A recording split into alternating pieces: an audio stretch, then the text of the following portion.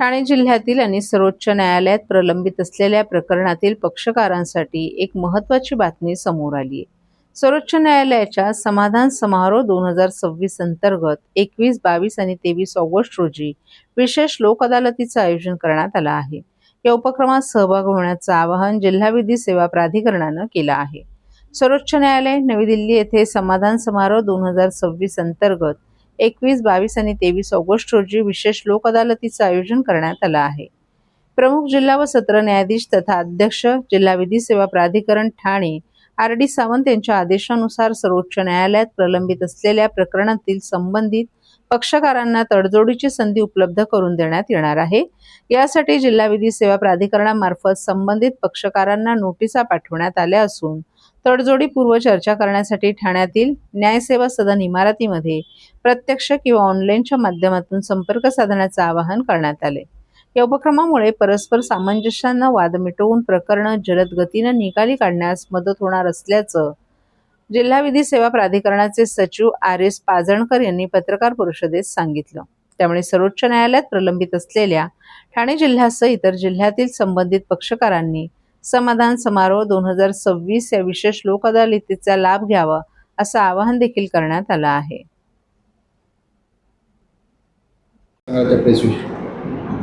21, 22 आणि 23 ऑगस्टला माननीय सर्वोच्च न्यायालयात समाधान समारोह या नावाने विशेष लोक अदालत आयोजित केले आहे.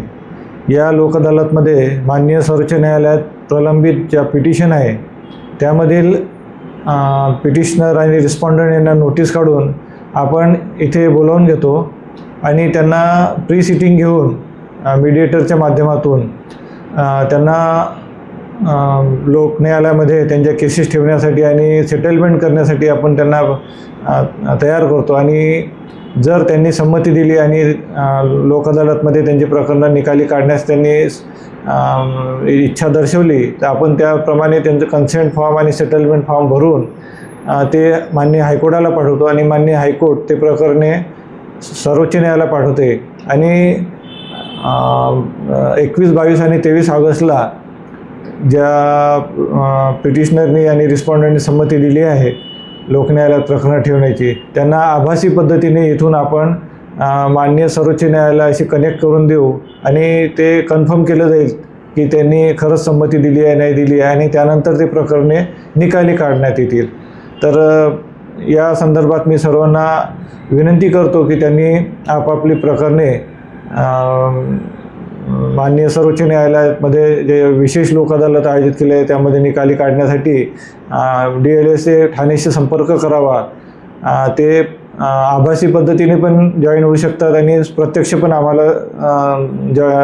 आमच्याशी संपर्क करू शकतात, जेणेकरून आम्ही त्यांच्याशी चर्चा करून ते प्रकरणे लवकरात लवकर निकाली काढण्याचा प्रयत्न करू, जेणेकरून दोन्ही पक्षांना न्याय मिळेल आणि प्रकरणं लवकर निकाली निघून वेळ आणि पैसा वाचेल.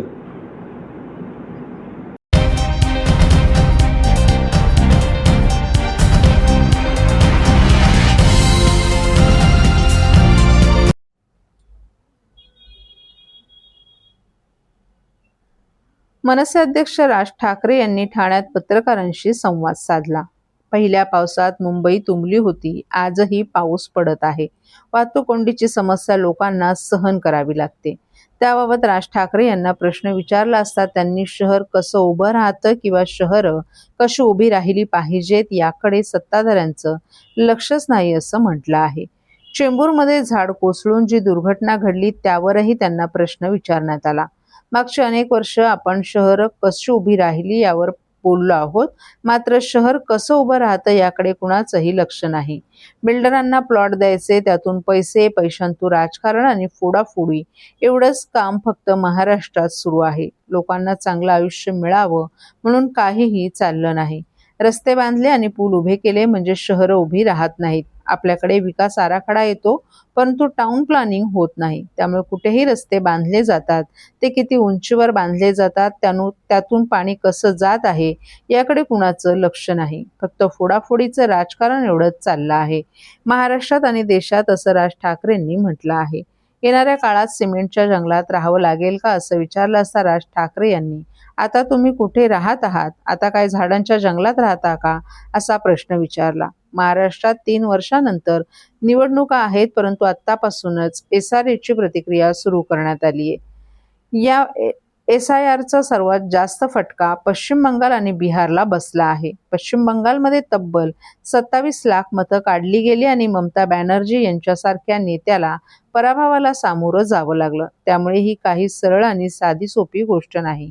सध्या देशात जे राजकारण सुरू आहे ते चांगलं राजकारण सुरू नाही. खूप घाणेरडं आणि गलिच्छ राजकारण सुरू आहे. याचा फटका भविष्यात भारतीय जनता पक्षालाही बसणारच, असं राज ठाकरे यांनी सांगितलं.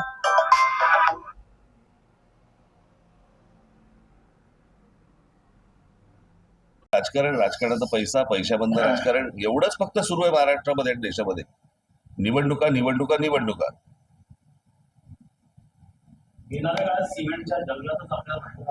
आता कुठे राहताय?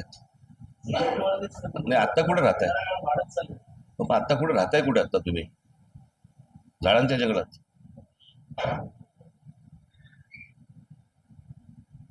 कारण याला काही आकार उखरच नाहीये, कोणाला माहितीच नाहीये काही. किमान 12 ते 15 पावड्यात पडतात.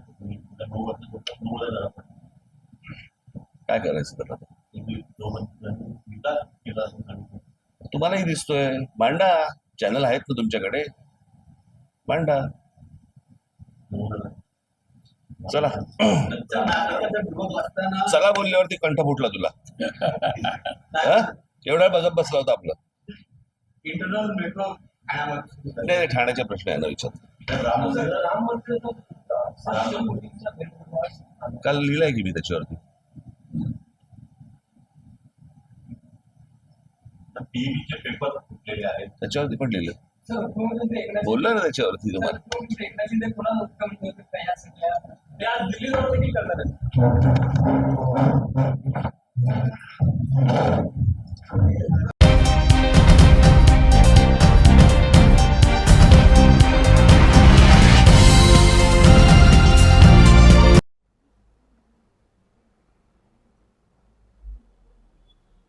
ठाण्यात मुसळधार पावसाचा तडाखा, वंदना बस स्थानकाबाहेर पुन्हा पाणी साचलं. ठाण्यात सकाळपासूनच सुरू असलेल्या संततधार पावसानंतर दुपारच्या सुमारास पावसाचा जोर आणखीन वाढला असून शहरातील अनेक सखल भागांमध्ये पाणी साचण्यास सुरुवात झाली आहे. दरवर्षीप्रमाणे यंदाही वंदना बस स्थानकाबाहेर मोठ्या प्रमाणात पाणी साचल्याचं चित्र पाहायला मिळतंय. मुसळधार पावसामुळे वंदना बस स्थानक परिसर जलमय झाला असून वाहन चालकांना साचलेल्या पाण्यातूनच मार्ग काढावा लागत आहे. त्यामुळे वाहतुकीचा वेग मंदावला असून नागरिकांनीही मोठा त्रास सहन करावा लागतोय. दरवर्षी या परिसरात पाणी साचत असतानाही कायमस्वरूपी उपाययोजना अद्याप झाल्या नसल्याची चर्चा नागरिकांमध्ये आहे. पावसाळ्यापूर्वी ठाणे महानगरपालिकेकडून पाण्याचा निचरा करण्यासाठी बसवण्यात आलेल्या सक्शन पंपाचा अपेक्षित परिणाम दिसून येत नसल्याचंही चित्र आहे. पाणी साचल्याने संबंधित यंत्रणांच्या कार्यक्षमतेवर प्रश्नचिन्ह उपस्थित केलं जाते. दरम्यान हवामान पाहता पावसाचा जोर कायम राहण्याची शक्यता असून नागरिकांनी आवश्यक ती खबरदारी घ्यावी, तसंच सखल भागातून प्रवास करताना सतर्क राहावं असं आवाहन करण्यात आलं आहे.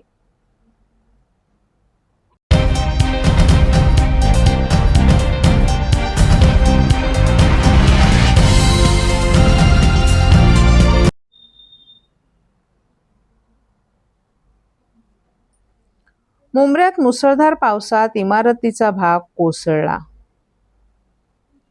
मुंब्रा येथील MTNL कंपाऊंड परिसरातील सुमारे 35 वर्ष जुन्या हिना कॉर्टेज इमारतीचा काही भाग मुसळधार पावसामुळे कोसळला. या घटनेनंतर स्थानिकांनी तात्काळ इमारतीतील रहिवाशांना सुरक्षितरित्या बाहेर काढलं. घटनेची माहिती मिळताच महापालिका आपत्ती व्यवस्थापन आणि अग्निशमन दल घटनास्थळी दाखल झाले. इमारतीतील 4 कुटुंबियांना बाहेर काढून इमारतीकडे जाणारा मार्ग बंद करण्यात आला आहे. ही इमारत धोकादायक असल्यानं तिचं स्ट्रक्चरल ऑडिट करून पुढील कारवाई केली जाणार असल्याची माहिती महापालिका अधिकाऱ्यांनी दिली आहे. या घटनेत कोणतीही जीवितहानी किंवा दुखापत झाली नाही.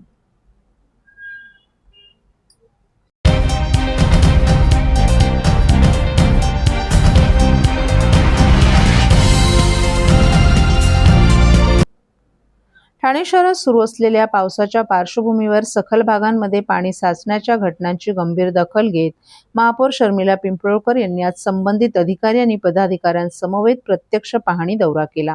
आज दुपारी महापौरांनी पेड्या मारुती चौक, मासुंदा तलाव परिसर, वंदना टॉकीज परिसर आणि चिखलवाडी या भागांना भेट देत तेथील परिस्थितीची पाहणी केली. पावसामुळे पाणी साचलेल्या ठिकाणांची माहिती अधिकाऱ्यांकडून घेत नागरिकांना त्रास कमी करण्यासाठी तातडीनं आवश्यक उपाययोजना करण्याच्या सूचना दिल्या. या पाहणी दौऱ्यात शिवसेनेचे गटनेते पवन कदम, ठाणे महानगरपालिकेचे अधिकारी तसंच पदाधिकारीही उपस्थित होते. पाणी साचण्याची कारणे, जलनिस्सारण व्यवस्थेची स्थिती आणि पावसाळ्यात उद्भवणाऱ्या समस्यांवर त्वरित कार्यवाही करण्याचे निर्देश महापौरांनी संबंधित विभागांना दिले आहेत. शहरातील नागरिकांना कमीत कमी त्रास होईल यासाठी यंत्रणांनी सतर्क राहून आवश्यक त्या उपाययोजना तात्काळ राबवाव्यात असे निर्देशही महापौर शर्मिला पिंपळकर यांनी यावेळी दिले. भेट दिली आणि आता आपण वंदना टॉकीजच्या इथे आहोत. तर ज्या ठिकाणी सकल भागामध्ये पाणी साचत होतं त्या ठिकाणी आपण यंत्रणा व्यवस्थित ठेवलेली गेली आहे. काही ठिकाणी आपल्याला पंप नव्याने बसवता द्यायचे होते तर तिथे नव्याने दिले आहे. जसं का आता वंदना टॉकीजच्या इथे पण आपण नव्यानेच पंप दिलेला आहे. आणि मला वाटतं की जोपर्यंत पाऊस आहे तोपर्यंत या सकल भागांमध्ये पाणी साचण्याचं आपल्याला प्रमाण दिसेल. पण जसं जसं पाऊस ओसरेल त्याप्रमाणे आपली यंत्रणा इथे आहेच हजर आणि व्यवस्थित आपण त्याच्याकडे लक्ष देऊन आहोत. मला वाटतं की ज्या वेळेला पहिल्यांदाच आपण महापौरपदी झालं, मला वाटतं पाण्यासाठी आपण बैठक घेतली होती. त्याच्यानंतर पावसाच्या आधी वृक्षतोड असू देत, रस्ते असू देत, याच्या बैठका पण आपण अधिकाऱ्यांसमवेत घेतलेल्या आहेत. आणि त्याचप्रमाणे मला वाटतं 70% चांगली परिस्थिती मला वाटतं ठाणे शहरामध्ये मला दिसते. आणि तो आढावा घेण्यासाठी आज रस्त्यावरही आपण उतरलेलो आहोत. ज्या ठिकाणी जास्त प्रमाणात पाणी साचत होतो त्या ठिकाणी मला वाटतं बऱ्यापैकी नागरिकांना दिलासा आहे. कारण एवढं पाणी काय मला तर वंदना टॉकीज मध्ये पण बऱ्यापैकी पाणी साचत होतं. आज पंपिंग लावून आपण ते पाणी नाल्यामध्ये सोडलेले आहेत. नालेही बऱ्यापैकी 70-80% नाले साफ झालेले आहेत. काही ठिकाणी आपल्याला अजून सूचना द्यायच्या आहेत की तेही नाले साफ करून घ्या. पण मला असं वाटतं की नागरिकांना दिलासा आहे.